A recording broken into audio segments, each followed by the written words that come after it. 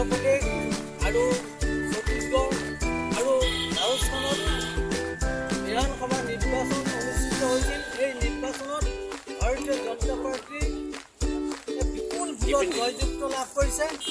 ইয়াৰ বাবে আমি ভাৰতৰ প্ৰধানমন্ত্ৰী নৰেন্দ্ৰ মোদী ডাঙৰীয়াক আমি আমাৰ তৰফৰ পৰা আন্তৰিক ধন্যবাদ জ্ঞাপন কৰিছোঁ।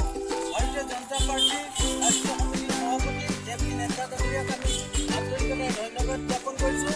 অসমৰ মুখ্যমন্ত্ৰী মাননীয় হিমন্ত বিশ্ব শৰ্মা ডাঙৰীয়াক আমি প্ৰশংসা কৰিছোঁ।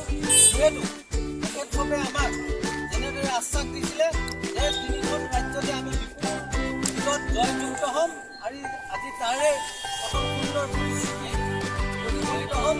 তাৰ বাবে আমি সমূহ কাৰ্যকৰ্তাই আজি আনন্দ উৎফুল্লিত হৈ মালাই মণ্ডল তৰফৰ পৰা আমি পানীগাঁও চাৰিআলিত আজি উৎসৱৰ দুৱাৰ মুকলি কৰাৰ লগতে অনাগত দিনত 24ৰ লোকসভা নিৰ্বাচনত যাতে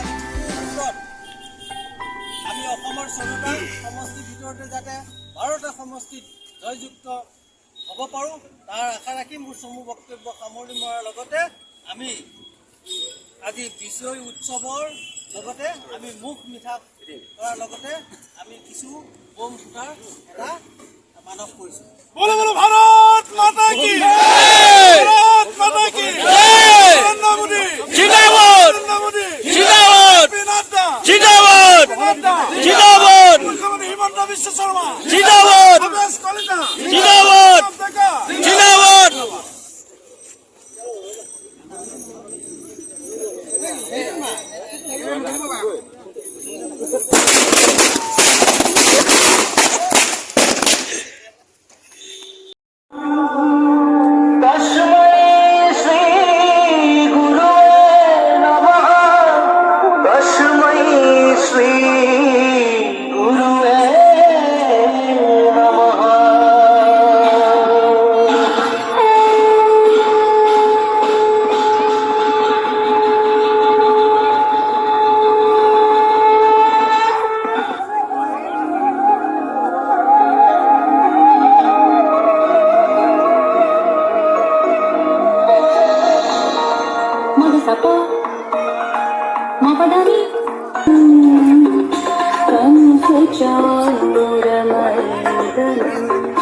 देवकी